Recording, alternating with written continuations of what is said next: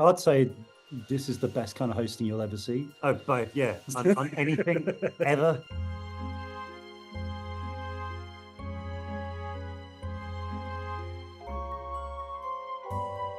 We don't. No. Simply because I cannot watch. It's not just Potter, but any job I've done, I can't watch it for what it is. I remember what we were doing when we were filming, or what was going on in my life at that time. So it's when it's on, it's cool to see. Apart from the first movie, because my voice is really high. Brutal.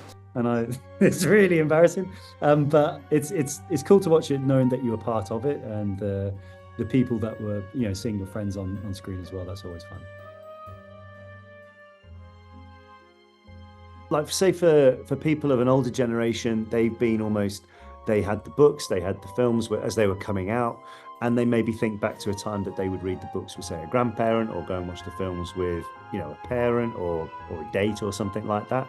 And now fast forward all these years later, it takes them back, it reminds them back of that connection with that person or that event, that friendship group they were with at the time, or where they were living or something like that. So there's definitely a nostalgic element to it. But then you've got the new side of things, where people are they're still getting hooked in from what the original fans were as well. Like, there was, as I said, like, so my daughter, like, one of her friends is a huge Harry Potter fan. She's 8.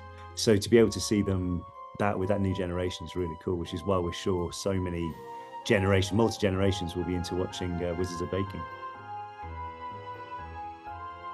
One which I'll always remember was when we were filming the first movie. There's an eating scene, and there are quite a few feast scenes in those, right? And I can remember the first take, we were told, just eat what you want. So I was literally eating as much as I can. I look over and I remember looking straight at Maggie, and she literally had like the tiniest thing to nibble on her fork.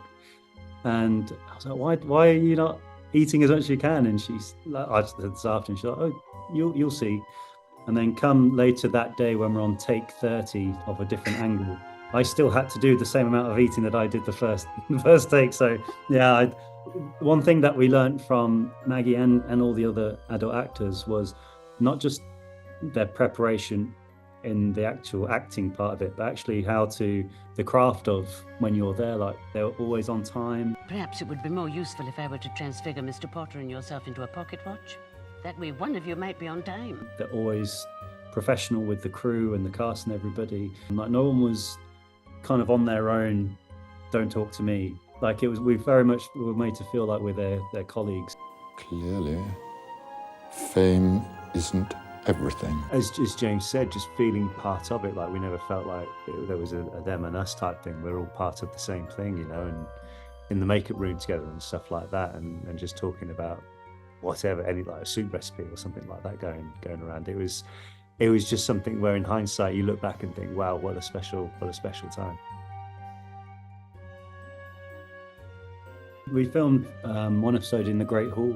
In a film when people reminisce things, and it all goes shh, shh, shh, shh. It's literally that happened. I had like 100 memories come back in 1 second. It's quite a cool experience. There's not many places in the world where people can go and reminisce like that. It was so cool to go back there. I mean, it's definitely had a facelift since we were filming Potter there, since they've rebuilt the whole studios, which was really exciting to see. But just in terms of actually being on the sets again when we were filming on there, it was like being like you jumped on a time machine and just gone straight back. Like, with no time in between, it was really exciting.